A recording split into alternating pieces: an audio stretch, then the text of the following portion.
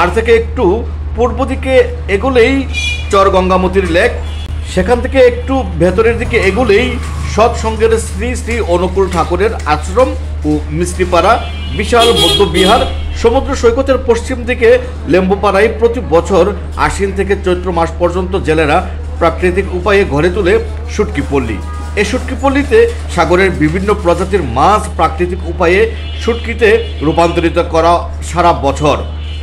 কুয়াকাটাতে সূর্যোদয় দেখার জন্য ঝাউবনে যাওয়াই ভালো, যেখান থেকে সূর্য অস্ত ভালো দেখা যায়। সমুদ্রের পেট চিরে কিভাবে সূর্য উঠে তা দেখার জন্য আপনার মতো আরও অনেক লোকই আপনার আগে চলে যাবে, সেখানে সন্দেহ নেই। সকালবেলা হেঁটে হেঁটে ঝাউবনে যেতে সময় লাগবে 20 মিনিট, আর ভেনে গেলে লাগবে 10 মিনিট। সেখানে সারি সারি গাছ ভালো লাগবে। এই বনটির সরকার বনায়ন পরিকল্পনার অধীনে তৈরি করেছে।